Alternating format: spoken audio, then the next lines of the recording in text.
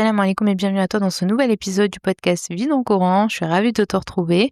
Bienvenue dans ce jour numéro 15 de notre série spéciale pour ralentir, trier, respirer et préparer la rentrée en douceur.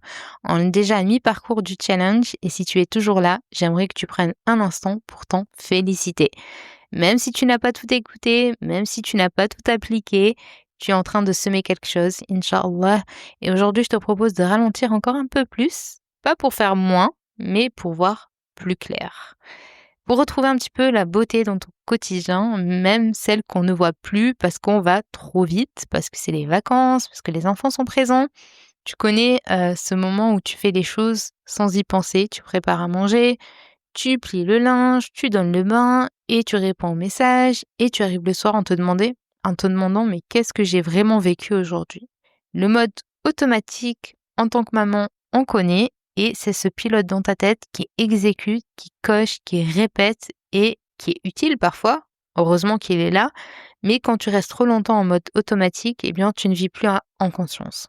Et ça, c'est véritablement un problème puisque tu vas traverser tes journées sans t'arrêter. Et tu ne vois plus en fait ce qui est beau, ce qui est doux, ce qui est vivant autour de toi, mais tout est encore là en fait. Il suffit juste de ralentir pour le remarquer. On pense souvent que la beauté, c'est ce qu'on va chercher ailleurs, une maison qui est mieux rangée. Je sais que c'est le rêve de beaucoup de mamans en ce moment.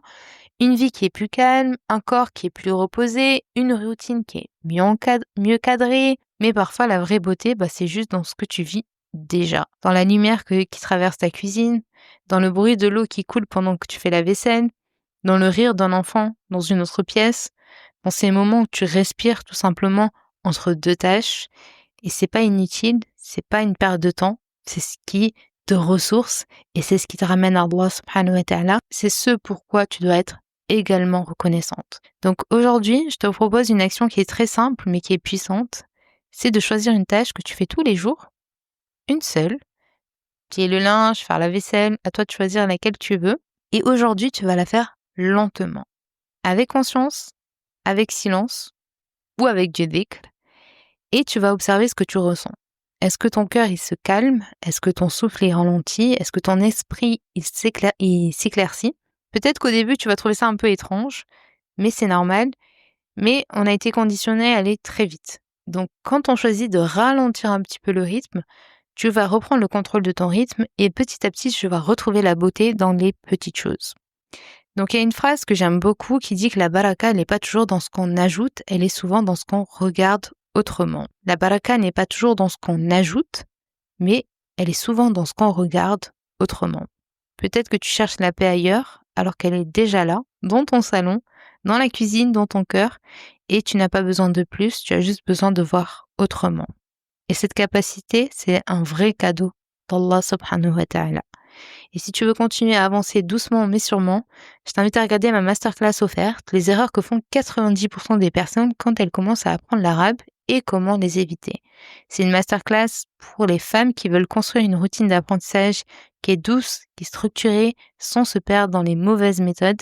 Et si tu veux apprendre à lire, écrire, comprendre et parler en arabe de façon réaliste et ancrée dans ta vie de femme, les cours Miftah sont faits pour toi.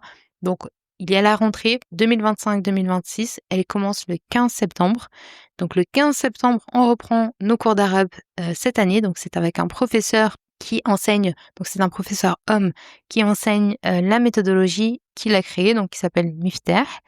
Et tu as tous les détails, tous les liens juste en dessous de cet épisode. Tout est dans la description de cet épisode. Donc si tu veux nous rejoindre cette année pour les cours d'arabe, tu seras la bienvenue, Inch'Allah.